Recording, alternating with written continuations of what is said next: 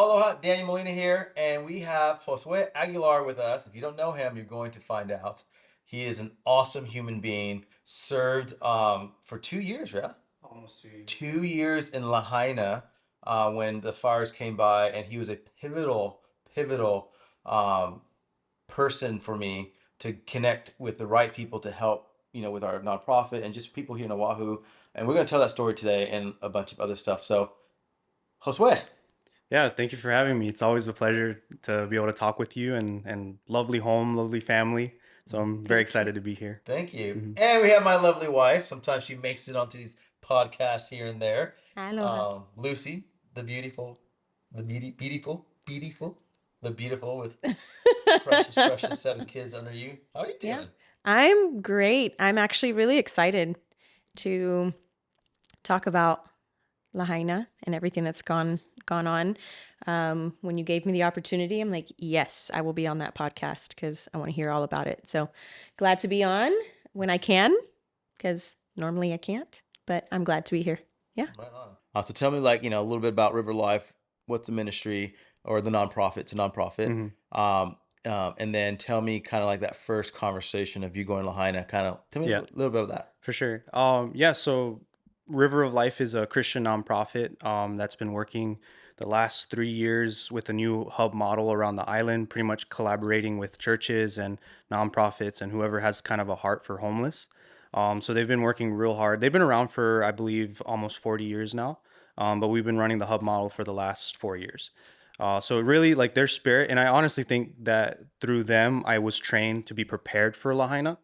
They allowed me to just kind of be, shepherd under Paul Gates, kind of learn how to network, collaborate, work together, kind of bring people together with a goal in mind, right? So I got to working with them, and actually, interesting enough, I was in Maui the weekend right before the fire. Wow. So I was really just cruising with some friends, kind of exploring the island. First time I really got to like experience Maui. Like I visited before, but never really saw it in that depth. And then flew back, and the winds were like crazy, right? Like right before the fires happened. So I'm in Oahu, I'm experiencing the winds, and then first thing in the morning, um, seeing it on the news, it's just heartbreaking seeing like the how quickly it happened, right? How much devastation it was, like how like just kind of how chaotic it was at the beginning. So that I believe the fires happened on a Tuesday, Wednesday. We met in our chapel. We have a chapel every Thursday at River of Life Mission, and we were just praying. We were praying for Lahaina. We were praying for the people. We were praying for just how like heavy it felt, right? And during that time, I'm in my own heart. I'm like, Lord, like I got to do something. I felt the Lord potentially like speaking to me, trying to push me that direction. And I just asked my boss that Thursday right after our chapel, after we were praying, I'm like, hey, would you be open for me going? And he just said yes. Like that's the kind of boss Mm. he is. He's just a real like go getter. Like he's very adventurous. He definitely opened up the door for me to be able to go. Um, so that Thursday, I bought the ticket. I packed up like, I don't know, clothes for maybe a week. I was planning on flying Friday, but at the same time, so for River of Life, I run an intern and like a Teams program. So basically, I'll have interns from the mainland come, and I'll teach them all about homeless outreach and plug them in. So I had an intern coming from Colorado. Oh wow. And I texted him. He was a little older, so I felt a little bit more like bold to be able to text him. He's actually older than I am, which is interesting dynamic having an older intern. But I texted him, I'm like, hey, would you be open to going to Maui with me? And he texted yes. So I'm like getting confirmation from my job. I'm getting confirmation from my intern, and I pick him up from the airport and we head to Maui. The intention, like the original plan was that I was going to go to support one of our partnering ministries in Maui called Maui Rescue Mission. So they have like a shower trailer. They've been doing homeless outreach too for several amount of years. So I went initially to help them take the shower trailer to Lahaina and like just serve people. Like they would load up their trailer with whatever donated goods. So that was like the original plan. I ended up working with them for a few days, and like for anyone from Lahaina or that served there, especially if you were there the first week, you remember how just chaotic it all was, Mm-hmm. right? So like cell towers were gone, electricity was gone. Um, There were roadblocks. There was a lot of confusion on who they would let in, who they would let out. There is just like, it's been a while since I've sat down and thought through it. Mm-hmm. So a lot of stuff is kind of floating back to my memory, but the best way I can describe it is just chaotic, Mm. right? Chaotic, heavy, um, and there just wasn't a clear direction on what to do, right? So I arrived there, and I'm trying to support my some friends that I had with Maui Rescue Mission, and through that, I just felt the Lord telling me like, look, you've got to do more.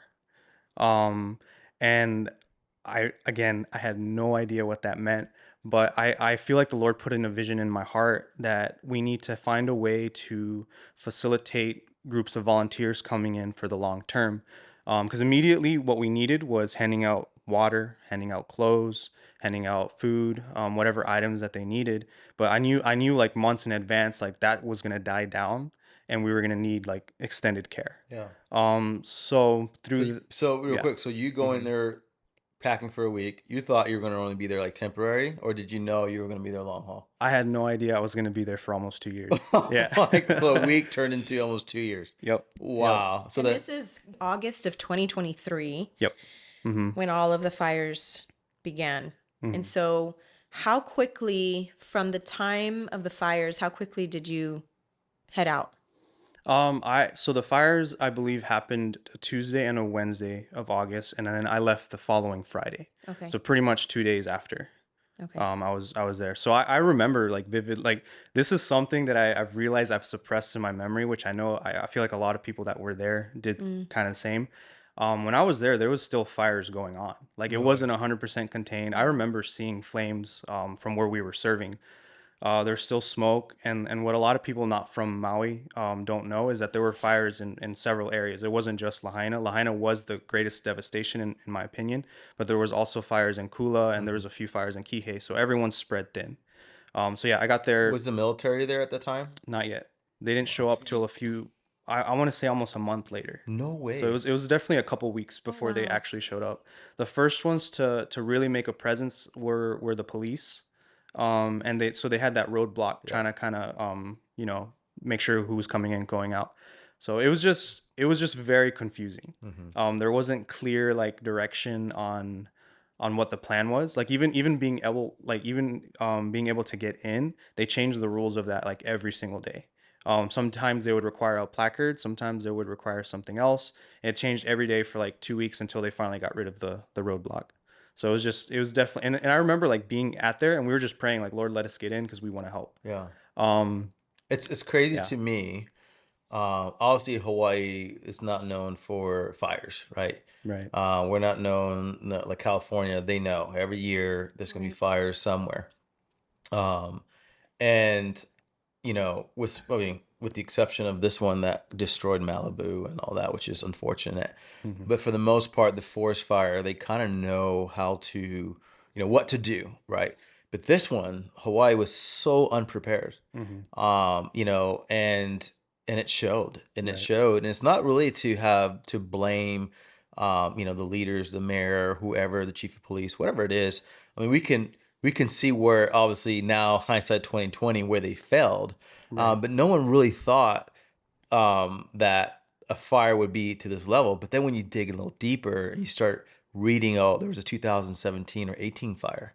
hmm Oh, there was these other now you start to, okay, well, we can't push off blame saying it's not your fault if we find information and realize, oh, there was something like this before, and the residents were actually warning people or Right. warning the leaders, hey, if this doesn't happen, then something devastating is going to happen, way worse than the 5 homes that were lost in whatever 2000, whatever it was, hmm right? And so here we are, and it totally destroyed all of Lahaina, and over 100 people died, unfortunately.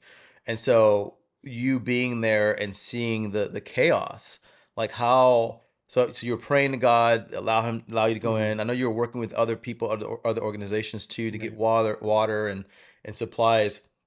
And so you really didn't have time to blame anybody at the time of, like, you were just focusing, how do we get in? Tell me more about that. Like, what's Right. some of your emotions of just like getting frustrated when you got roadblocks after roadblock or whatever? hmm Tell me more about that.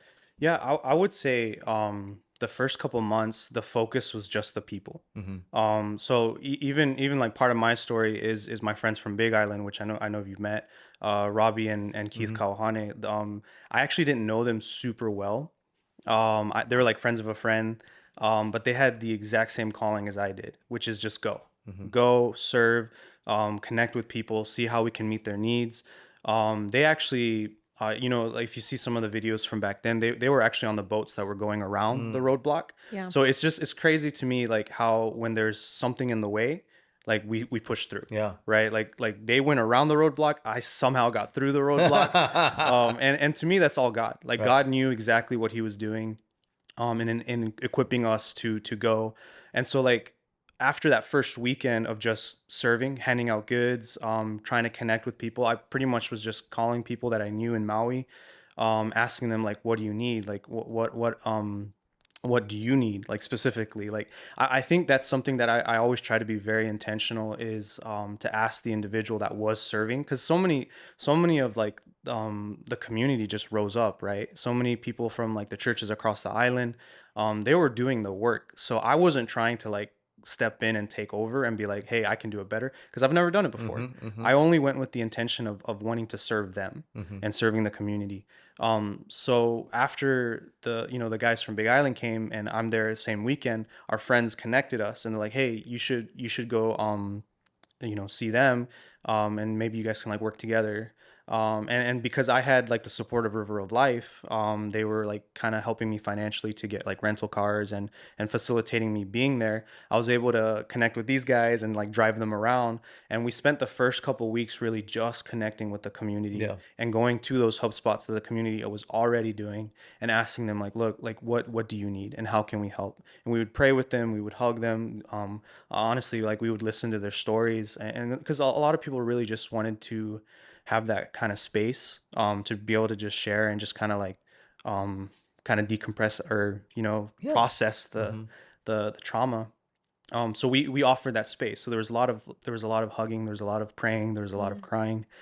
But there was also a lot of work though. And that was our intention, is that like the guys from Big Island, they're incredibly gifted in construction. Like that's their 9 to 5. So we, even before we started Hui Homes, they were already building. Like, What? So, for the mhm. people listening, what is Hui Homes? So Hui Homes was a technically not a nonprofit, but it was under the umbrella of Made in Hope, which is a nonprofit in Maui.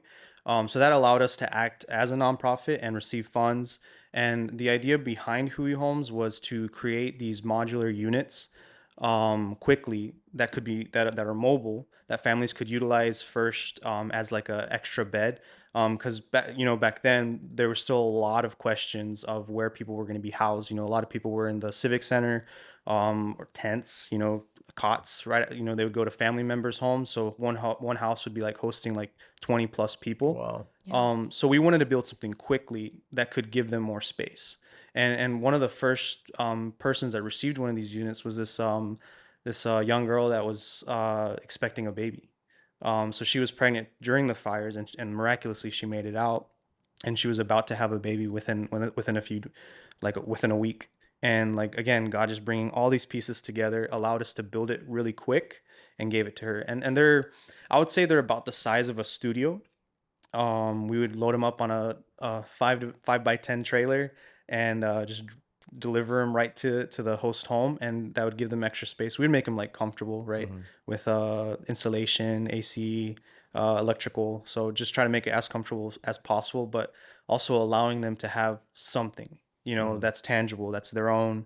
We never Right. made them sign paperwork, when it was just us originally. Then we started partnering with other people, and we had to kind of scale it up a bit. So it was a free gift that we would give them, and that was kind of the original vision of Hui Homes, is just providing something quickly that could immediately be used for host homes, and then later on move to their lots. Yeah. And then when they no longer need it for that, it can be used as storage or Wow. whatever they need. But it's a free gift, and they can use it however they That's like. amazing. Hmm. And Right. the boys from Big Island, I know too, that they Yeah. gave their own time. They didn't get paid, Right. nothing. And they have their day job. And Yep. so they came in helping building these things, Hmm.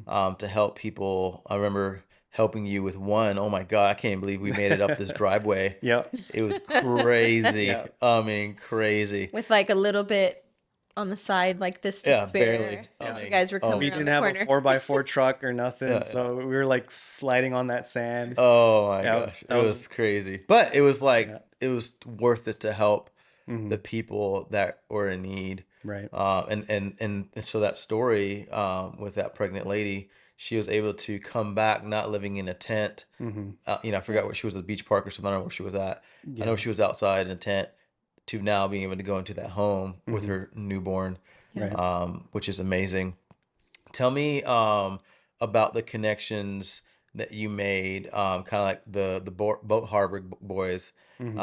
They can't see Blake, but Blake's behind the camera Yeah. with Blake and Zane. And tell me, when did that connection happen, and how were you able to connect with them? Yeah, for sure. Those connections actually came from Robbie and Keith Okay. Kauhane. So they just went, and because they were in the boats, they met all those people on that side organically. And then when I came along, I just started kind of asking questions and organizing it and like writing notes down and making sure like we stayed connected. So actually, our first model was built with Zane and them. They had it going, and like the guys helped them finish it, I believe. And just from there, we were able to take that model. Honestly, huge thanks to them. And then just keep replicating it and sending them across Maui. Awesome. And then I honestly like I want to say this because like I know Robbie and Keith and Michael Christensen as well. They will never say this about themselves, but I am incredibly like so thankful for their hearts and how much they sacrifice, like working their jobs, coming every weekend for a year and a half, almost 2 years. And none of us like took a paycheck at all from all that was given. It was all just completely poured out back to the community. Um, so it's just amazing to see like people do that, Hmm. and be able to be a part of it. Yeah, it's True like losing hearts. heroes. Yeah, true heroes. Yeah. Yeah, I feel like a lot of times too, we there's leadership, right? And you got the leaders, and they sometimes get the most of the accolades and awards and Most recognition. Yeah. recognition, right?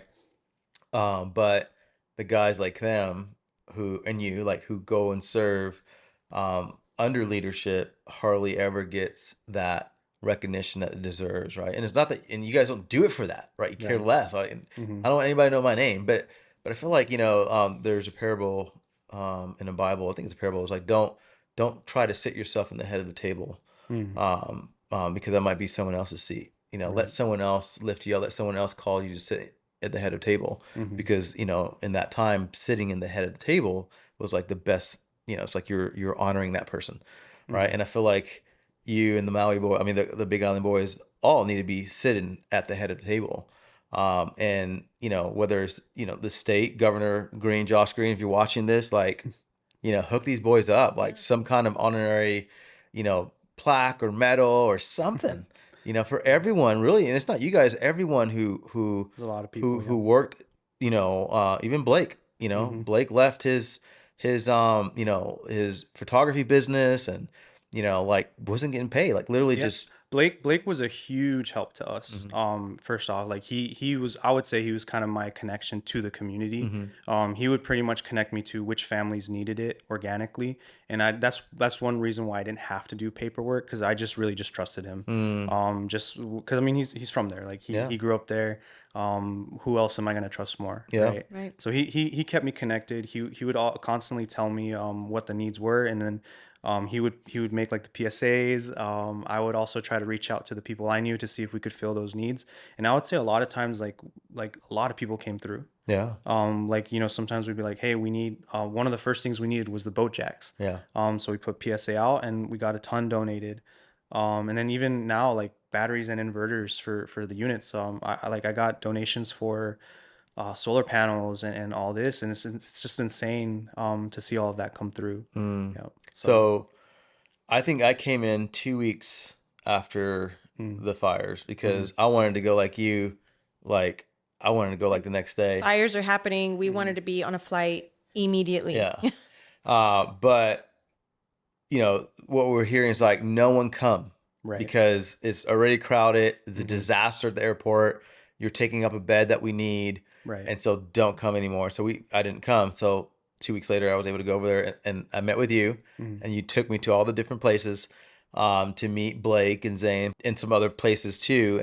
And like you, I'm like, all right, Lord, like how do I help? I just want to listen and see, because I don't know. I don't come here like, oh, I know what we're doing. Right. But just, hey, who do we need to help? And I think too, what was happening there is all this false and disinformation going on Yes. with FEMA and the government taking this and all that, whatever. We'll find out what happened at the end. But there was so much, like just Just confusion. confusion. Mhm. And so I trusted you, and then you put me in contact with the boys, and I'm like, oh, okay, these guys seem like they can be trusted, because they were there in jet skis Mhm. getting the whether it be, I mean, life and death, right? Like medical Right. supplies, stuff like that. Right. Insulin for people who had diabetes. While the state or the city was blocking and keeping these medical, Mhm. because the military wasn't here Right. giving them that, right? And so the community was literally there doing that. Mhm. And it was just so cool. So I got to meet them, and understand what was going on with, what was needed. It's insane to see how God, without me really having to like go track people down, it just organically Yeah. happened. Like I honestly, some days I would just drive, and I would just drive, and then I see people working, and I stop and I talk to them. That's the exact person that I needed to talk to that day. Wow.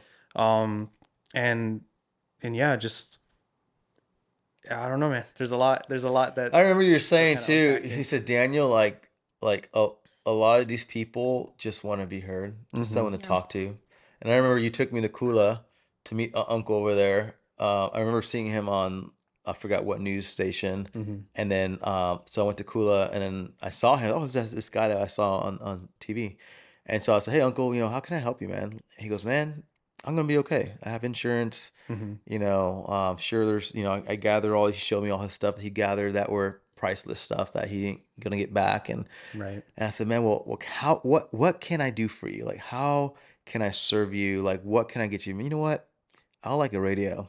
Mm-hmm. If you could just give me a radio, that would make me happy. Right. And I said, sure. Anything else? He goes, just a radio. I was like, we don't have it worse off. Go back to Lahaina. A lot of people over there Mm-hmm. need a lot more than what I have. And, Yeah. and we're doing good. And so I think you dropped off the radio, right?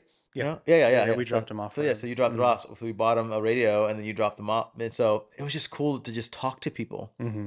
And they were grateful for their life. They were Yeah. grateful for, like, oh my gosh, like I could have been dead. My life could have been gone worse, right? And so it was surreal. It's like almost like, bro, you lost everything. And there was like this, for some of them, there was like Mm-hmm. this peace, or this gratefulness. Mm-hmm. In the beginning, anyways, from the people I was talking, like they survived, Right. right? Because their friend passed away, their auntie, their uncle passed away, and that was hard to just hear that. Yeah. Tell Right. me some of those stories. How were you able to kind of be there, to just be a shoulder to cry on and just hug with them? Mm. Yeah, so this is something I've been asked pretty regularly, and I've really tried to learn from this entire experience. Because I'll just be honest, I did not handle it well. I heard so many stories, and I'm trying to carry the burdens of so many people. And I felt guilty. I felt guilty through a lot of it because I'm like, look, I didn't lose anything. Like I haven't been affected by this at all. But like I don't know. I got really depressed for Mm-hmm. a season. And so what I've learned from that is that like if you're gonna carry on other people's like burdens, you've got to learn how to offload it, Mm, right? You have to give it to God because it's not mine to carry, right? Like I can be a shoulder for them, I can listen, I can hear their story, but if I'm not like processing it and giving it back to God, I'm gonna be carrying it and it's mm, just gonna keep weighing me down, and I can't serve other people. mm, So back to your question, I was just kind of sharing what I learned. Um, the way that we were able to connect with people is that um we were trying to meet their needs that they would ask for. So like Blake or someone else from the community would make a PSA, like, even for the air filters or other needs that they would have. And so we would load it up and we would go to them. I think that was a little different because it's a little more personal than just having them come to a hub spot, which I'm not knocking the hub spots. The hub mm, spots were great. They served an amazing purpose. But I think there was a whole different level of intimacy when you're going to the person and you're like giving them some small stuff that they might need to keep them going. But that opens up for the conversation, and it's not me trying to fix them, right? It's not me trying to be the savior or like the hero. It's really just us listening and like crying with them, hearing them, like really listening, because like you know when people are listening, Right. right? Or you also know when people have like ulterior motives.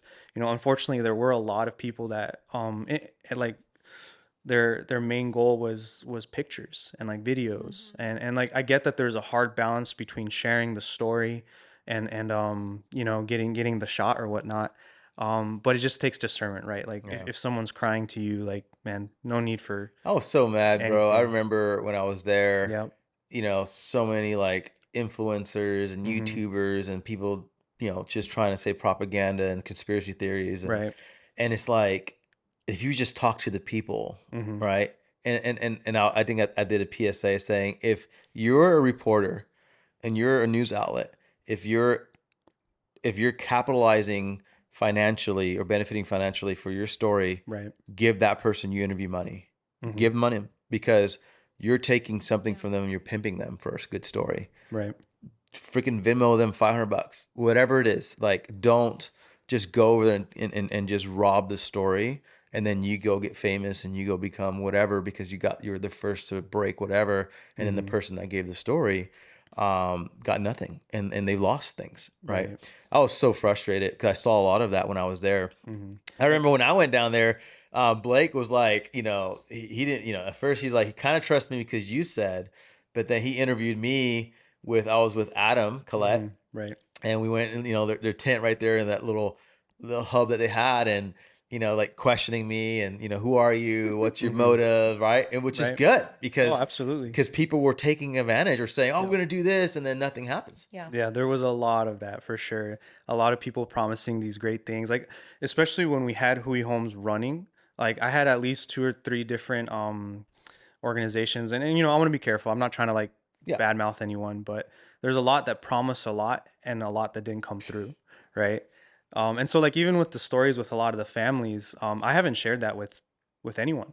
That has just been between me and the families. And sometimes I text them. They've texted me over the holidays. And my intention was never to use their stories for our gain. Like if you look at our social media, it's very poorly ran. Right. Like we have a few pictures, we have a few videos, and not to knock the people running it, Right. apologize. But our intention was never attention, right? We just wanted to serve. If that was a tool to get resources to keep pouring back out, that's what we wanted. So even with the stories, like again, I go back to the model of Hui Homes.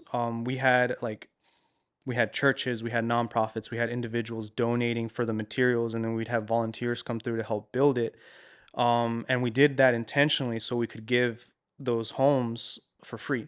And it wasn't just like giving them a home. Like I would also help connect them to local churches around the island to help furbish whatever they would want for the inside, for the interior. So it'd be like beds, dressers, you know, whatever little things that the families felt like they needed, they would ask for. And then the intention behind that was so like if there's any time that I can't be there, they already have a community around them that they can continue that relationship. Because that to me, that's like what separates us from a lot of these big organizations is that we treat people like people. Right. We're going for the one, we're talking to the individual. And then that's kind of the overarching story of the fire in Lahaina and in Maui, is that everyone was affected in a different capacity. And I feel like a lot of the bigger organizations just did not get that. Like they like to lump everyone in one category. Like you lost your home and that's the only category. But some people were affected by, you know, they lost friends, they lost family, they lost their homes, or they lost, you know, vehicles, they lost their businesses, or they didn't lose anything, but they know someone that did lose them and that's impacting them too. So like it's just so many different levels of impact. So you can't just do one level of care. Right? You have to try to meet everyone with like where they're at. And I think too, I remember being when I was over there. We're at the hub where the Hui homes were being built, Mm-hmm. and there was a way bigger, well-known organization there, and they were like just hearing what they were talking about, like they were just trying to figure out their agenda of trying to evangelize these people Mm-hmm. versus just helping them. Like they had like an agenda, which of course as Christians we want to evangelize and share the love of Christ. Mm-hmm. 100%. but it was almost like you were saying, it was just like, we've done this before. We go to these different places, these disasters, and Right. it's like, but Hawaii Almost is, like they had a formula and had to what they were doing had to fit into the formula and then present it in that way. yeah, Right. right, and so I think people, like you said, the genuineness of your help, people can see what's your agenda. Mm-hmm. And if your agenda is trying to convert or evangelize or really not see the person Mm-hmm. of where they're at, it can be sniffed out, especially here in Hawaii, because Hawaii has been taken advantage of for so long, Right. right, in so many different ways, Right. for a whole nother topic. And so when people come, even trying to help, Mm-hmm. right, we can still sniff out, okay, why are you trying to do this, right? Right. And so it was kind of sad, because for me, obviously I'm a Christian, I love Jesus, but I never try to like outwardly evangelize, you need Jesus, and right, I Mm-hmm. just try to show kindness and love. Right. And the way I led and the way I engage with people, I hope they can see Christ in me. Right. Mm-hmm. And for one or two of them, we actually were able to share because they asked, not because we said, all right, let's open up the Mm-hmm. Bible and that's right, but because we're just loving them. Right. And I think one of them said that something like, man, out of all the organizations that we worked with, Mm-hmm. your group, River Life, Hui Homes, Inside Outreach, you guys seem the most genuine, and like not trying to get something out of us, like not trying to pimp us for something, Right. you know. And I think which is hard, because as Christians, you were saying this, like Hui Home's social media page is not like, this incredible page of all these stories, because as a Christian it's hard, because the Bible says don't let your left hand know what your right hand's doing. Mm-hmm. And what it's trying to say is don't try to do things to get public recognition or awards or accolades. Right. And so me as a believer, it's hard, because I'm the same way. I'm like, I want to do things discreetly, let no one know Mm-hmm. what my wife and I do generously. We love to give so much, but I don't want to put it on blast, Right. right? But it's Mm-hmm. hard because, But on the other hand, it's like, but we need the help and we need to let right, people know what it is that we're doing Right. and that we're the only ones right now doing it. So we need your help, but we don't want to make it seem like, hey, look at what we're doing.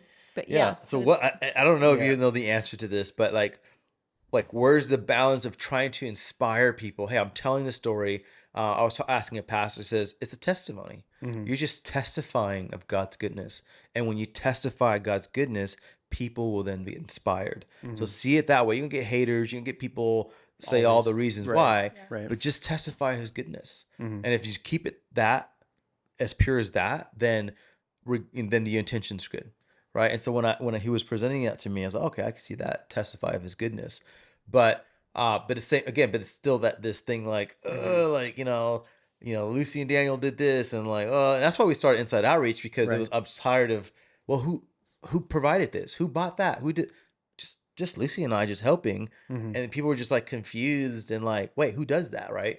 And then we didn't want to like tell people, oh, just some family, right? And so Mm-hmm. it was just awkward and weird. And so my pastor friend said, bro, just start a nonprofit and just Mm-hmm. say Inside Outreach was able to do this because the community gave.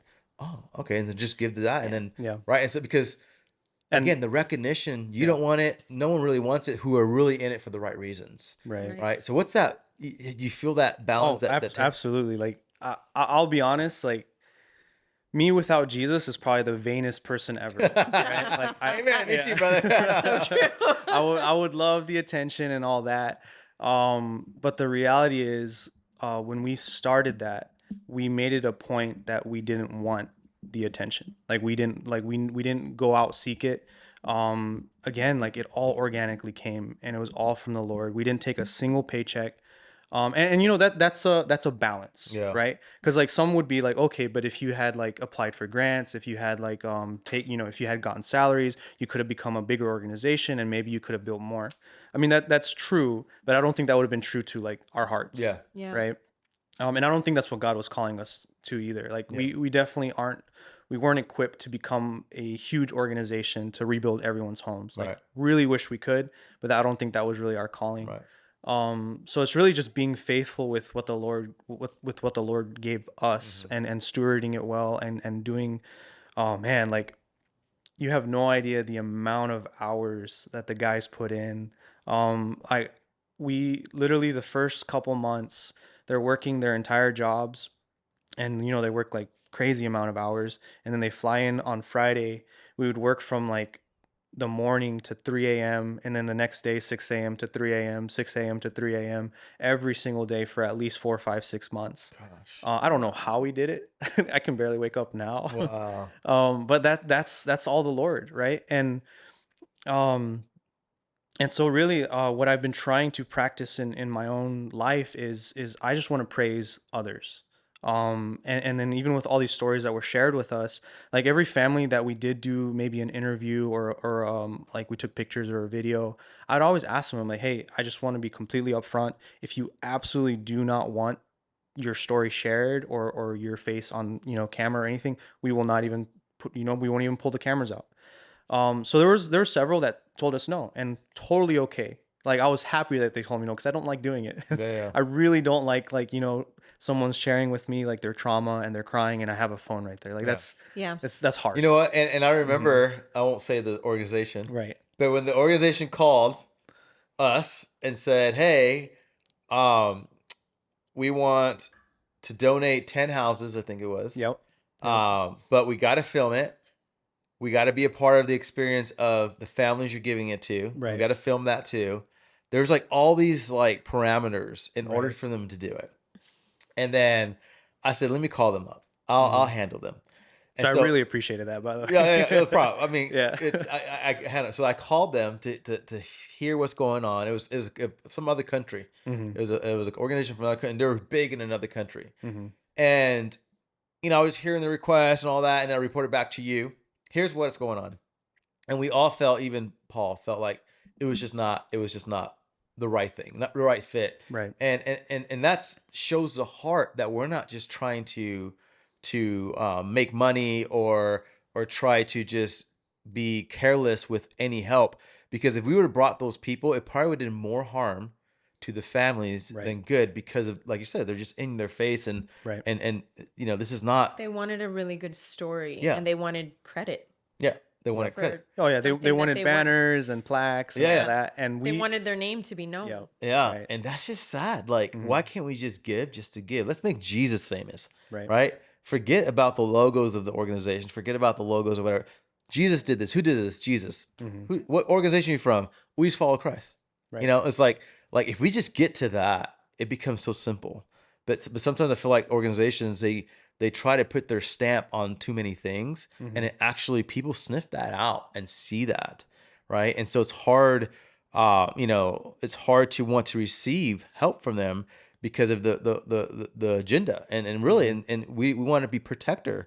I know for you and all the guys that we're helping there, we're protecting the residents, their Mhm. privacy, right? This is hard time. This is not a Right. game for them. This is not Right. entertainment for them, Mhm. right? And so I love the heart that you had, and the heart that the organizations that we all had together, of protecting even the people we're trying to help. You Yeah, know, because I had close to 500 volunteers come through, all across the islands, from the mainland, that's a lot. California, Texas, Was this throughout the Southeast. 2 years, or was it It was all up front? Or it was mostly in the beginning, yeah. So Okay. about, I would say, in the first year, maybe year and a half, the majority of them came to help with the building. So like the way we kind of packaged it is like if a church or a group wanted to come, I had a partnership with Made in Hope, who helped us run the nonprofit. So through them, they had like about 7, 8 rooms, so I could host groups of people. Like the first 2 months, we had like 30 plus people in that facility, like every single Yeah, I was week. one of them. I went Yeah. in there. Yep. And we had like Were you cots. staying underneath me? The first, Yeah, yeah, first week. So, bro, I slept in a cot for like 3 months, I think. Bro, these until I cot, it is not a upgraded. nice cot. These are wiggly cots, man.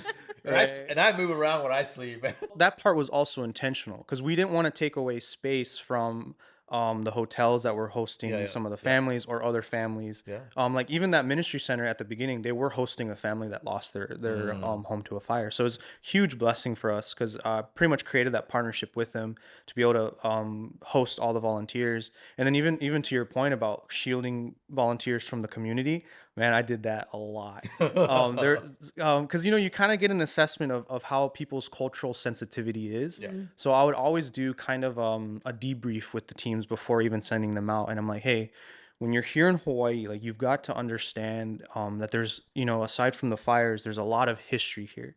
There's a lot that has happened here, and because of that, there's trauma. There's like PTSD of outsiders. There's kind of this like hesitancy to want to accept you, just because of what's happened, culturally and historically. Again, that's Yeah. another topic for another time. Um, but I would always try to debrief with these groups so they can be at least a little bit more culturally prepared, that when we're out serving, I don't want to see you like recording people, and I don't want you to like be this loud and like, bubbly and Right. like go walking through. Like I had so many people that wanted to just like drive through Lahaina to see. And I'm like, that's not what we're here for. Like Right. if you came here for a vacation, then I don't want you to be Yeah. here. Yep. And I had to kind of filter through a lot of those people. Yeah. And I would say the majority of our groups were good. I have one that was pretty rough. Yeah. And I learned a lot from that, and it burnt me out. Yeah. Because I spent all like every single day with them, making sure that they were taken care of, that they were prepared for the building, or if I sent them out to do outreach. Because I did more than just Hui Homes. I helped like facilitate Hui Homes. I helped raise funds for them, kind of organize it, buy the materials, kind of do admin type stuff. But I was also working for River of Life, and I was also helping Made in Hope.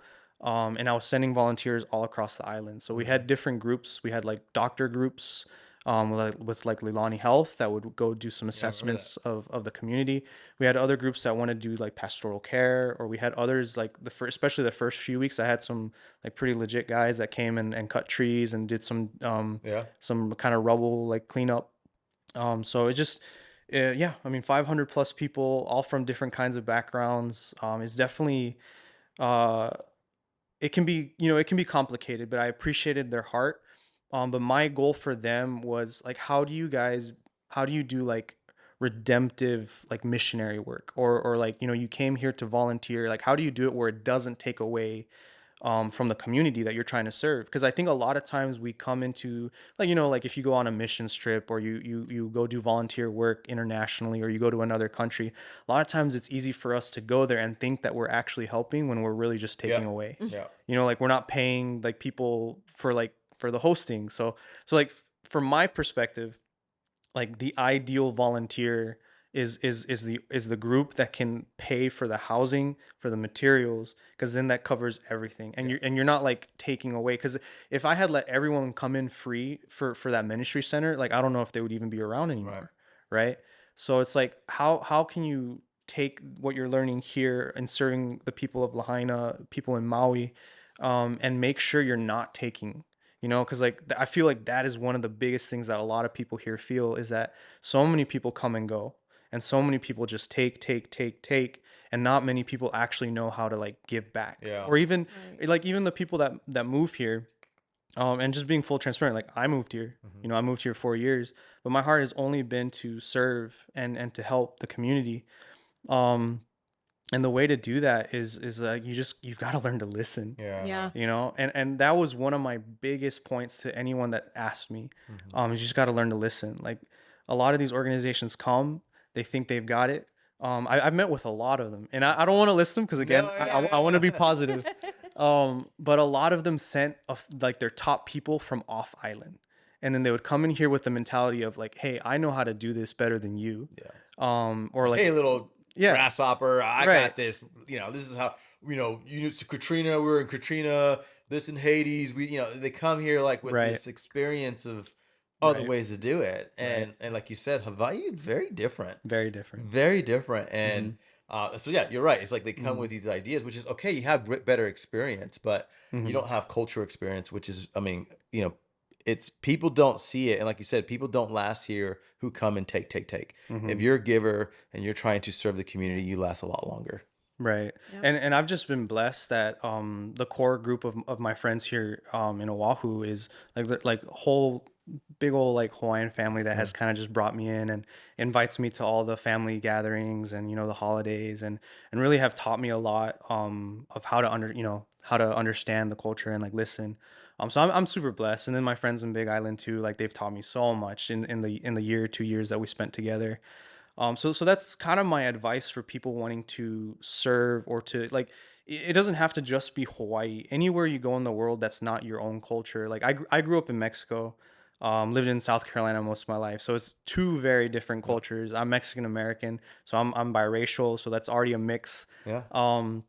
And I've moved here about 4 years ago, and so I've just been learning and learning, wanting to, listen and serve, and I think that's really the posture that you have to take wherever you go in the world, is learn to be humble, learn to listen, and just like, learn to just receive. Mm-hmm. That way you're better equipped to serve the people around you. Because I see this so often here in Hawaii, that a lot of people move here, but they never like appreciate they never really truly appreciate the culture. Like they don't become a part of it. They become a bubble. Yep. Right. And then they leave in 5 years. Yep. Right. So it's hard to really like expect the local community here, the Hawaiian community here, to want to like even invest in you when you just come for a short time. Right. Don't even like make an effort to like, be a part and appreciate their culture, and then just leave. Yep. So I only share all those things because all of that plays into working in Lahaina. Yeah. Like there's so many people wanting to come in and have kind of like that 1 week of like, hey, I came, I help, fix Lahaina. I came for that 1 week to do whatever. And I'm not trying to knock that, but I'm saying there's a better way to do it. Yeah. Yeah. Right. And it's just listen, serve, and you don't have to be the main character. Yeah. Yeah. Right. Yeah. I know It's for like, us- go ahead. No, I'm just saying that, like, for us, we've been here now 7 years. Mm-hmm. And that was the main thing that we felt like God was speaking to us when we got here. Like, we had a heart to just be in the communities, helping the people, right? But we couldn't do that right away. Right. And I'm so glad that God was like, whoa, whoa, whoa.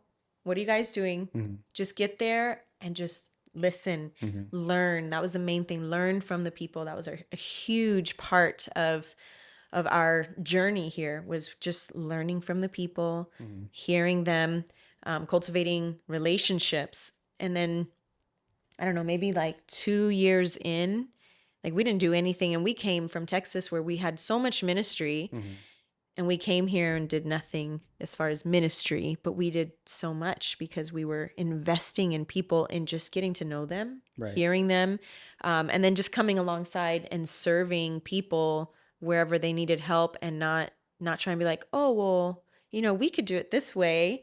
Instead, it was like, well, what do you need? Right. Oh, okay. You need help in your farm. Okay, sure. And we just go help in the farm and go do whatever's needed. And that earns so much trust. Right. And that trust is so invaluable. Like Right. it's worth so much, Mm-hmm. So I love hearing that, because not a lot of people understand that. Right. And we've heard of people coming in. And it doesn't even have to be like a ministry organization to like come and help with a disaster. It's like we've even had people that like, oh, we're going to come and we're going to start a church. And we're like, There's already a lot. yeah, there's a of lot. churches here. There's a lot, but that's probably not the most helpful. Yeah. Or this guy, they know that I'm connected in the community here in Hawaii or Oahu, and they were like, oh, this guy is renting out the shell, and he's Yeah. it's gonna be a great revival, and he felt like the Lord's got them to rent the shell, and it's gonna be super impactful and all that. And so someone connected me, oh, you need to talk to Daniel, he's very connected in the community. So then I talked to him and on the phone, and it's like he has the right heart, as far as maybe he has the right heart as far as like the intent, but because he doesn't know Hawaii, it's not going to work. And so I try to say, hey man, like that's not going to be received well.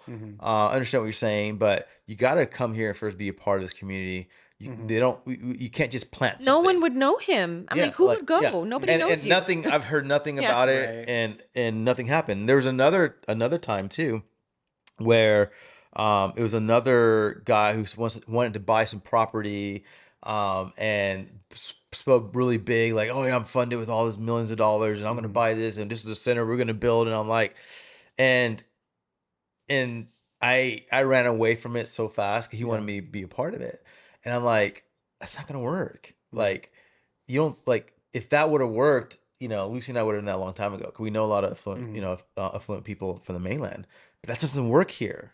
You got to learn from the people first. You got to figure out what they want. Don't come in here planting what you think they want, right? And so if anybody's listening to this podcast it's important. If you want to help Hawaii out, you got to know what Hawaii needs. And it's not because you saw something on TV or some documentary. You got to come be first, you got to come and get Hanai'd, right? Because if you're not Hanai, they don't whatever, right? And it's not just Kanakas. There's local people who've born and raised here from generations. I was talking to some uncle today who's full Puerto Rican, but you would think he's Hawaiian because of the way he talks, but he doesn't speak Spanish. He doesn't understand the culture of Puerto Rico, but he's 100% Puerto Rican. He saw my flag, like, but I'm more Hawaiian because this is my culture, this is where I live, right? And so if you want to be received from the locals in the Kanaka Maui, you got to first listen and hear what the needs are.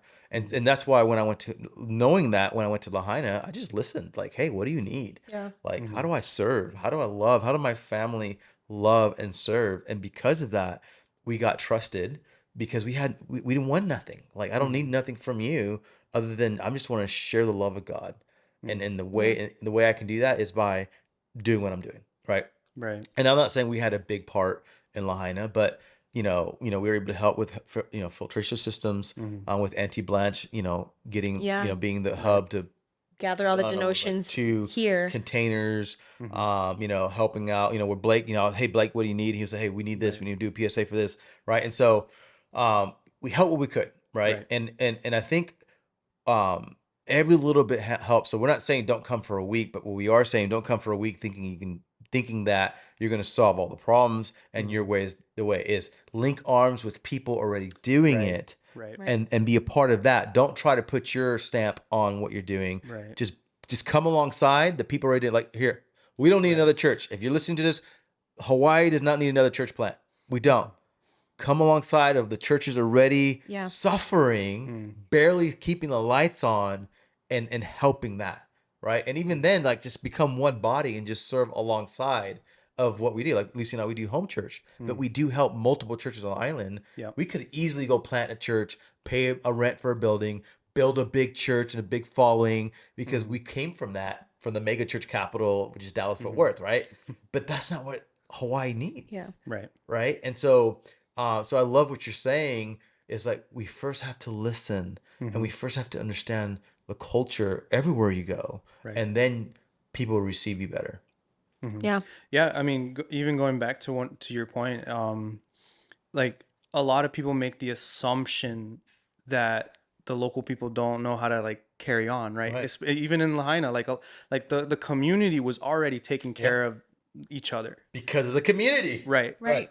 So who knows the needs of the community better than the community, Right. right? So that again, that's like really what I was trying to get, like, through a lot of people's head, is just that stop making that assumption that they don't know how to take care of their own, right? Like, come alongside, ask questions, like, see, how can we serve, how can we help, and honestly, if the answer is no, then be okay with that, Right. I feel like sometimes that's hard to hear, that no, like, Get rejected. yeah, because Yeah. I mean, honestly, like, if I was in that position, I don't know if I would want people coming to my doorsteps all the time, wanting to hear my story and having to share that story for the 10th time. Right. So and I had a few families that didn't want to say anything, and that's totally okay, Right. because it's space for them to grieve however they see fit.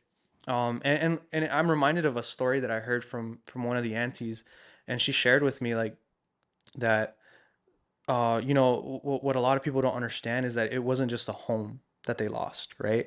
Like, it was like generations, like generational homes, like her grandma, her great grandma, her great great grandma was in that house, and the memories that were in that structure, like, is gone, Yeah. essentially. Yeah. I mean, the memories live on with her, but like, that is the level of what a lot of people don't get, Yeah. right? Yeah. Because you have all your preconceived notions, you have all these ideas of what you want to do, but the reality is you don't actually know what people are going through unless you listen, Yeah. right? Yeah. So Yeah. it just, I mean, and I could go story after story after Yeah. story, and there's a lot of crazy stories, for sure, of different people's experiences.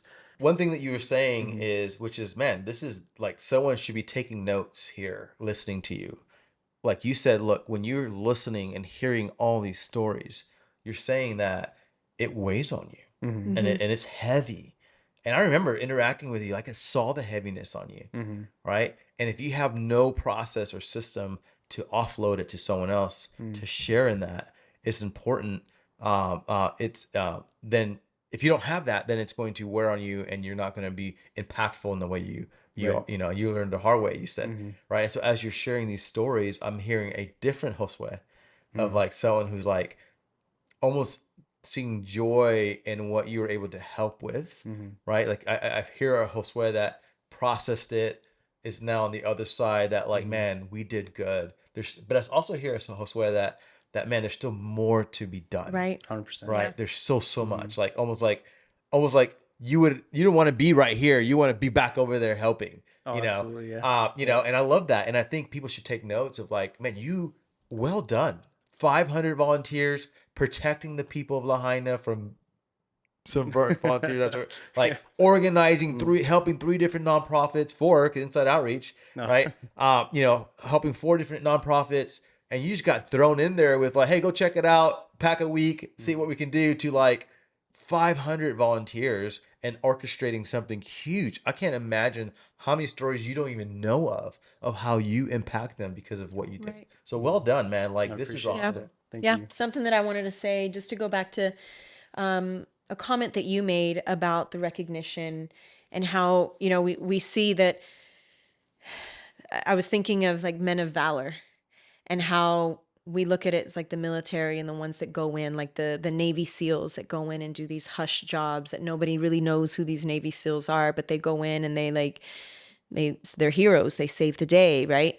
And so we think about at least my mind goes to that when I think of like these men of valor. But then hearing all these stories and these groups of men that, like you said, just left their jobs, would come on as whatever hours of the day, as many days as they could, to literally give their lives for the people of Lahaina and for the cause and for the benefit of the people. Like, those are the true men of valor. And it's incredible to me how not a lot of people know. They don't know who you guys are. And I know you don't want to do it for the recognition. You don't want like, hey, it was me. But it's like, man, these are the people that were literally laying their lives down every day, over and over. Like you said, not getting a paycheck, Right. just to help these people. And it's like, I don't know, it's like, I want to blast your faces and tell your stories. But, Which is, it shares what you're trying to say, if I'm hearing right, is it shares the same level as a Navy SEAL, Yeah. or a soldier who gave their life to serve his country. That Right. man of valor is the same as this and this Right. volunteer work. And I feel like, and even in that though, like a Navy SEAL, that's their job. Yeah. They're doing their job. Whereas you guys were doing it out of like just your heart for people. And it wasn't your job. You left your job so that you can help people. And that's incredible. Makes me a little bit emotional just thinking about it, because people don't know. They don't know. And just the things that you guys saw and witnessed and heard, and like you said, that you had to carry, it's like stuff that nobody else knows about, something that you said earlier. So you got there several days after the fires, and you said it wasn't till about a month later that the military came in. What was that transition like? Because I wonder, did any of them or any other like government organizations or anything really recognize that you guys were already on the ground, that you guys were doing the work? And how was that partnership? Like, was there like that level of respect of, oh, what are you guys doing and how can we help you? Or were they like, oh, we're here now, and so we're going to take over? Yeah, that's a good question. I would say that we were fortunate to kind of fly under the radar, because I guarantee if we had had a big name, that we probably would have had a lot of hindrances in doing what we did. Just as far as permitting and all that, and all of our structures they qualify, right? Like they're below a certain amount of the dimensions, so they don't need permits. Right. But you know how it's been over yeah. there. Like there's so much confusion on even what the process is for that. So I think we were fortunate to fly under the radar, to just help people and just get it done, and then like free gifts again. Yeah. But as far as what I saw though, and I can only speak for what I saw, what I heard with the people I spoke with. Um, since the communities were already doing the hubs, a lot of times the military or other organizations would come through and just try to run it themselves when it's already functioning, right? And again, I'm like, there's no need for that. Like it's already functioning. Just come in and support. Even on the government level, like even with some of the FEMA people I met, like they would and again, not knocking, but they would set up these tables, and instead of like reaching out and talking to people, treating people like people, Yeah. they want them to come in and like, hey, you're the one that, you know. And then there's already all this distrust, so like why not put out you know, just PSAs of what's the process, what's going on. I think that was the one of the biggest hindrances, is just not a clear word from the county, from FEMA, from the process. So there's just a lot of distrust the whole time, all these Yeah, lack conspiracies. of communication, which is sad. That we can blame leadership Yeah. of Maui. Yeah. It's like they had no ability to communicate the right message. Right. I mean, we had to retract some stuff because we got it from the top, and then we do a PSA, and then someone said, well, "No, that's not true." But then oh yeah, it's not. And so it's like there's just confusion of just like you said, like they come in, you know, trying to take over the hubs, like you were Right. saying. Right. But even when the government came and the military came, I mean, this is just another number for them because they've Right. been doing these disasters And everywhere. they had a couple roadblocks, and I get the intention is to try to, you know, facilitate, make sure that things aren't being robbed, or like, you know, tourists aren't like just driving in. But like for the people that are actually working, and like we had to like drive around a lot of different roadblocks so we could deliver these modular units for families. So that, to me, that was a little frustrating, because I'm like, you know what we're doing, right? Like this is obviously not a shack for like a tourist. Right. This is a modular unit for a family. Like why not just let us through instead of having to drive like all the way around? So that was a little one. I would say another frustration for me, and I'm very thankful that it didn't happen to all the units, but we did have one unit that we had to move because of an HOA. And I'm just like, that's crazy to me, because this is your community, right? And like, you know, the needs. Like, can you not make an exception for at least a few years until like some, you know? Right. Wow. So to me, that was a little frustrating. Yeah. And you know, we could have gone the route of like blasting them, but again, that's not our intention. Yeah, yeah. And like, just to share more of our heart, like I mean, we got robbed. No way. What? So yeah, I mean, not like our tools and stuff, but there was like a miscommunication, or I'm trying to say it nicely. There was an exaggeration of a need, and then it was made clear to me in the aftermath. So, and I only share this because this is our hearts. Even though that happened, like we talked amongst ourselves, and we're like, look, the family is still in need. Oh, I remember this story.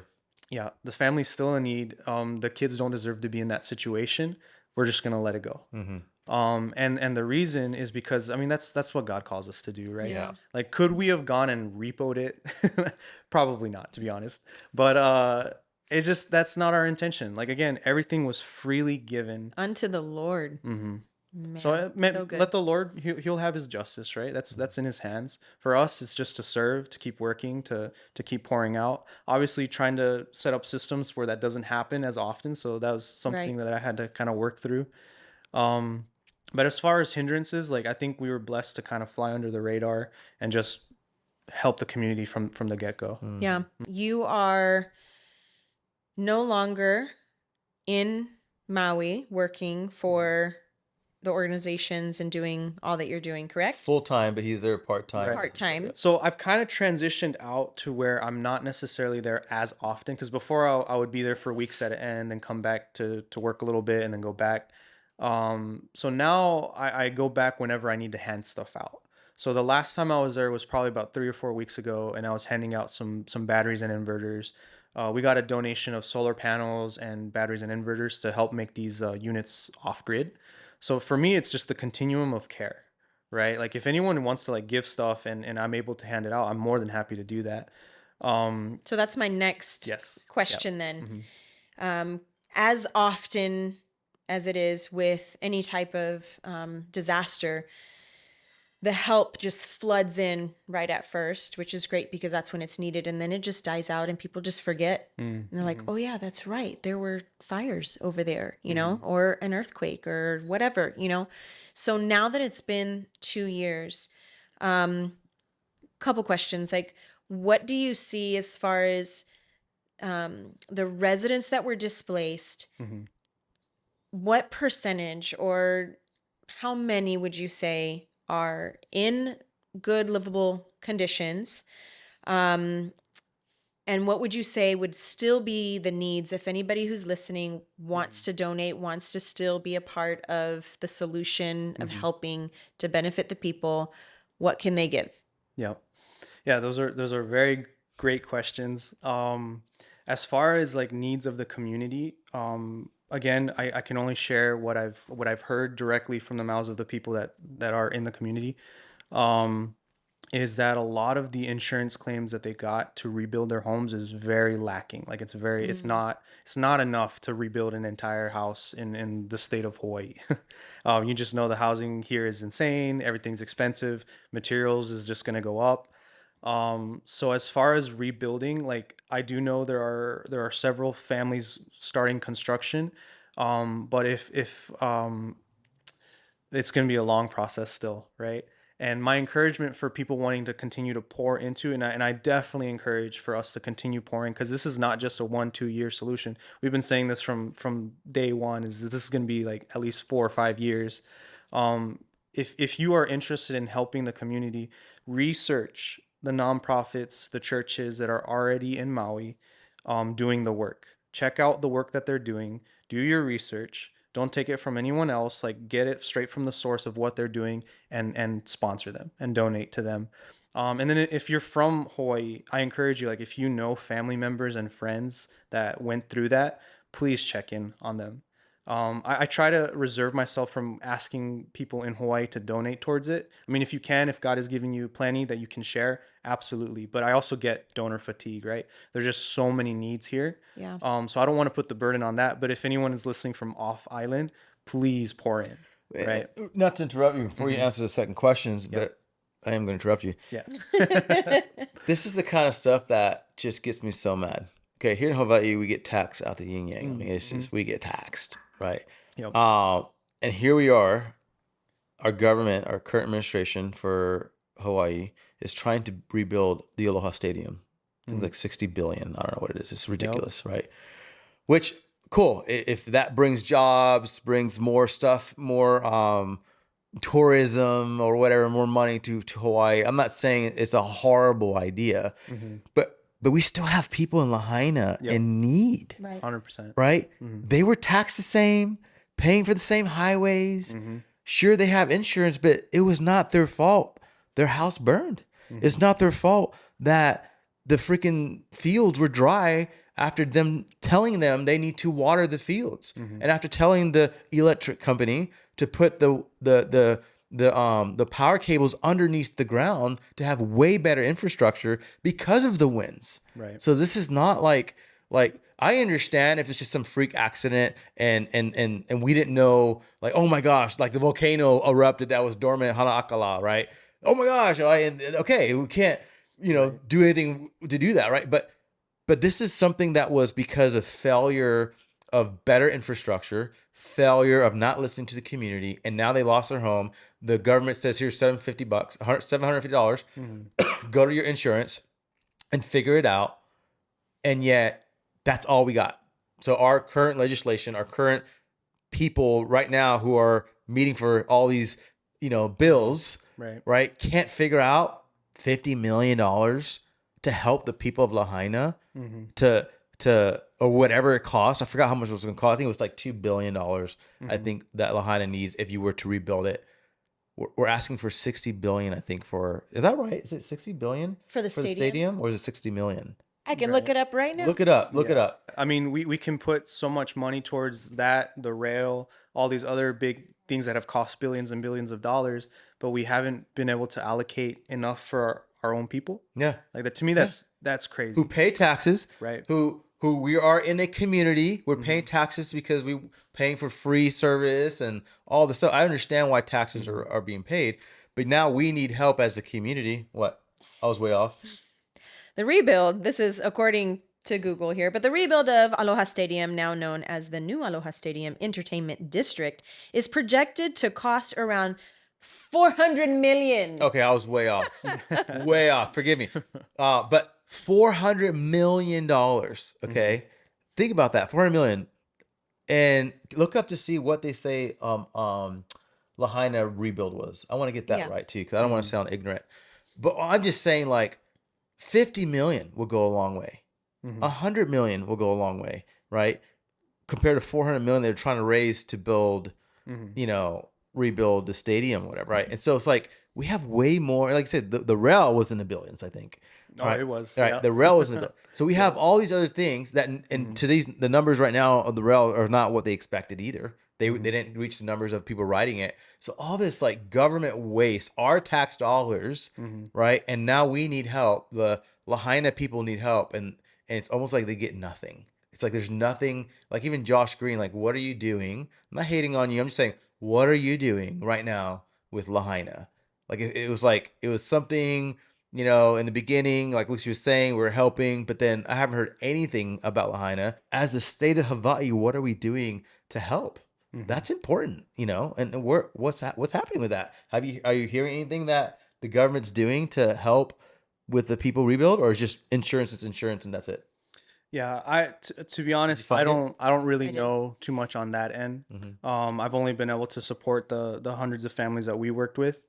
So as far as an organized plan, I haven't heard of anything. Yeah. So steps forward in that, I really hope that they are working towards that to really be making sure that the whole community is being taken care of. Because again, this is just different levels of needs, right? Like even one of the demographics that I realize is families that didn't lose their house completely, but it had smoke damage. Their insurances like rejected them. Wow. So now it's a whole family that can't go into their home because of smoke damage, and like they're literally not allowed to be back in until that's fixed, and they have nothing to fix it. Wow. Right. So What's it's the number? It's yeah. So we're looking at approximately 5.5 billion Okay. to so- rebuild all right. Lahaina. So 5.5 billion. That's a lot of money. That is a lot. But But even if it could happen incrementally, like take care of the people and their homes first, and then slowly start getting businesses back up. It's like it doesn't have to all be right at the same time. Yeah. And I think this is rebuilding Lahaina as in like The rebuilding stores it right, as okay. as it was. So it's like just go in stages with the people first.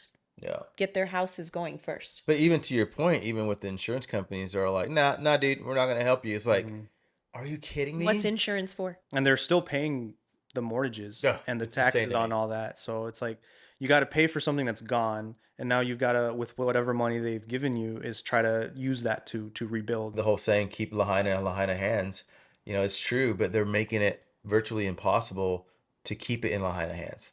And Josh Green even says, we're going to make sure, this is out of his mouth, we're going to make sure Lahaina stays in Lahaina hands. But what is our government doing to make sure it Right. stays in Lahaina hands? Yeah. If we're not supplementing what insurance are not paying. And maybe they're passing a law. I haven't read. I mean, I follow politics. I have friends that follow politics. I have not seen anything Right. that they're doing to help these homeowners get back to rebuild their house. Yeah. To stay. The smoke damage. Rejection of paying for that. What are we doing for that person who can't live in their home, having to pay for some Airbnb or hotel or rent, paying a mortgage? What's the answer to that? Our leadership is doing nothing to say, here's what we're doing for those homes. Here's what we're doing for those people. Contact this 800 blah, blah, blah. 808 blah, blah, blah. Nothing like that's happening. So it's like, if you want to keep Lahaina in Lahaina hands, but yet we're not seeing anything you're doing to communicate you want to see that through, it's almost like a statement just so that you sound like Right. you're helping, but you're really not. And it's not throwing stones, but I cannot judge the heart behind our government. However, I can judge the fruit, and right now the fruit doesn't seem like our government's doing anything to help these people.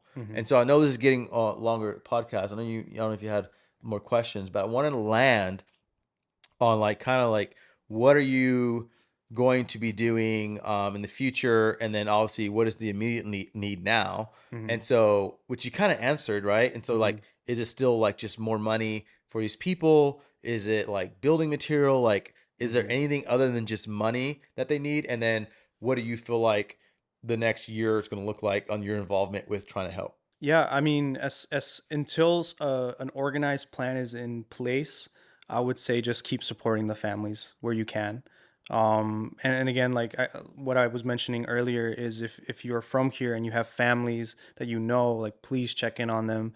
Like let them know that you love them. You know, just talk story with them, pray with them. And there are like Samaritan's Purse I know is back. They got back maybe a few months ago. So they are helping fill in some of those gaps. I don't know how big their capacity is, but I do know that they're helping rebuild some of the homes, and they usually cover what after the insurance. So I did get to work with them a little bit at the beginning, so I do know they're getting some work done. And As you said far that's as through Samaritan's Purse. Samaritan's Purse, yeah. Nice. So as far as other organizations, I don't know just yet. But this is, and then to answer the second part of that question, that's what I'm praying about right now is like, Lord, what are the next steps for me? Do you want me to continue flying over and just connecting with people and trying to serve the community wherever, try to fill in the gaps? So I'm not sure yet. I'm definitely praying about what the next steps are for me.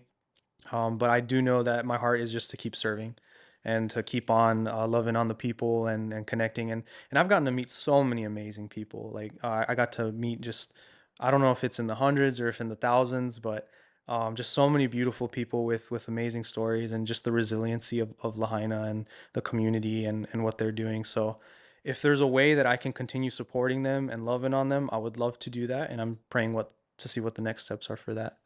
Hmm. That's awesome. I looked Awesome. this up real quick. I think it's very important to know. So we hear this number of 300 to 350 billion dollars going to Ukraine. Hmm. And I know that word right there. Everyone's already on comments. Yeah. Ukraine. Right. Hold on, I'll freak out. Right, Hmm. but Ukraine, 300 to 350. But really, what's gone to Ukraine, and I mean, it's BBC News, so whatever. But even this, let's just say actual dollars that went to Ukraine, they say is 182 billion. Okay, added a 300 billion. But even 182 billion that we're giving to another country. Mm-hmm. Think about this: another country fighting a war against Russia, which I understand. Maybe I don't understand that geopolitical, Right. position Hmm. and all that. Okay, I have my opinions of that, but whatever. 182 billion. It took five. It takes $5 billion that she just looked up Mm-hmm. to rebuild Ukraine, to rebuild Lahaina, Hmm. and our government can't figure out how to just do that. That's what blows my mind, and the outrage, the people right now protesting, Hmm. Tesla because Yeah. he's helping Trump or whatever. Whether you hate or love Trump or whatever, but like you're outcrying the wrong things. Hmm. Outcry, have an outcry of our people not getting what they need in our own government, and we're Right. helping other people out of this nation. Shouldn't we help our own first? Hmm. Shouldn't, instead of It's you frustrating for spray sure. painting a Tesla, shouldn't you be out crying and say, "Hey, protest! Let's help our people of Lahaina." Hmm. People in, was it North Carolina that had the North flood, Carolina. Yep. right? Hmm. Yeah. Like, should we be joining together as a community of Americans to help that? We're fighting because of some war going on out of our, that out somewhere else. And so that just brings things to a sobering mind of like how little money it takes compared to how much money America pays Hmm. on other things. And Yeah. our state, our Josh Green or whoever it is, why can't you knock on the door of our government and say, hey, our Hmm. people still need help? It's Right. been 2 years almost and we still need help. Right. Give us money. But he's not doing that. He's Hmm. legislation, vaccines, and whatever else that he's trying to get passed here that just got knocked down. Yep. And again, I don't hate that guy. I'm sure he's done some pretty cool stuff Hmm. that I've seen. He do some news. He cut like the budget down or $1 million or whatever it was. I forgot what it was. Like, so Hmm. I'm not saying it's not shade. It's like, man, you're the representative right now. Help raise money for these people because Right. we need it. And Right. and and, and it's not going to stay in Lahaina hands Right. if they don't And let me just say, like, what does God do when you say yes? And like I got to live that out for 2 years, just saying yes to what I felt like He was leading me to. And I only share these numbers not as glory, because to be honest, if no one remembers my name, totally Yeah. okay. I want to praise Robbie, Keith, and Mike for the hard work that they did. But what God funneled through us in just saying yes, like we were able to build 34 different structures for families, two that were larger, that could host bigger families. Not only that, got a donation of 212 solar panels that we're handing out, the batteries and the inverters for about 25 units. And, if we were to sit down and do all the math, like I guarantee, and we didn't, because again, we didn't Yeah. keep it, we just handed it out. But I guarantee that we were able to pour out hundreds of thousands of dollars to Oh the yeah. community just with what God facilitated in Amen. us for saying yes. Yeah. So, like, going side to side to you is like, what is it going to take for people in charge, for government, or for even the community? What's it going to take for us to say yes, to help out, Yeah. to help our neighbors, to help our friends and family, of people who have affected? Like, if you just say yes, like guarantee, like we can really make a difference. Right. And we can't just wait on our government. We try. Yeah, And look cannot. where we are. Be the government that you're supposed to be, that you're supposed to be for the people, Yeah. helping the people, working for the people. You Yeah. know? I don't know. It's frustrating for me to realize that our government is not doing. They're probably doing things that I might not see. I don't know everything, but they're not communicating. And Hmm. you're working the land. I know other people who are working Lahaina who have not heard anything. Hmm. Right. And so as we close, my hope is, if there's somebody who's listening who can pull some button or press a button or whatever to get the government help for his people who lost everything, then please do that. But Hmm. also to the local community is that we can't just wait on that, Hmm. right? Let's please get together and keep giving to the families that whether it's $100 a month, $200 a month. It helps groceries. It Hmm. helps, just commit. Hey, you know what? I don't have a whole lot of money, but I can give you $50 a month for the next year. Hmm. I can give you $100 for the next year, or $500 for the next year, or 6 months. I can give you this, or here's Hmm. one check. Anything helps. Anything. And I think that's what you're saying is like reach Hmm. out to the people that live there who lost everything. Anything. Right. Just do anything. Right. And as far as for their homes, okay, well, Daniel, we don't have 50,000, 100,000 to help them Hmm. with their homes. That's okay. But if you do have that ability and you made you own a company here in Hawaii and you made a lot of money and you can spare $300,000-400,000 to sponsor a home, Hmm. find out, hey, does anybody know anybody in Lahaina that needs a home, who are having issues with their insurance? Right. Oh, I Hmm. do, Uncle. Hear this guy. Hey, what is insurance not paying? Man, we just need $200,000 and we can build our home. Hmm. Got you, bro. Right. Like, we got to start doing something because we keep waiting on our government. Their eyes are on other things, Hmm. unfortunately.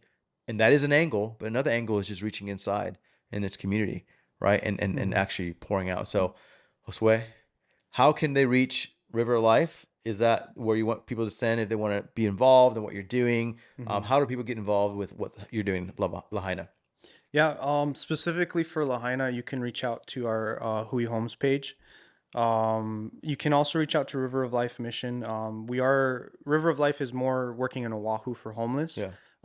But we have a collaborative spirit where we're always trying to empower the community to take care of the community. Yeah. So I would say that's kind of our big overarching. So feel free to connect with us at River of Life or Hui Homes as well. We could talk all day. And I Hmm. thank you. I just applaud you. I say thank you for serving the community. Thank you for being a great friend to me and just helping us out on how to serve the community, right? And just being such a person that doesn't care for recognition. And so I hope we're honoring you today and we recognize you today. Not that you want it, but man, like there's a big reward in heaven for you I Amen. for what appreciate it. you've done. And so we appreciate your time today. Thank Hmm. you for sharing.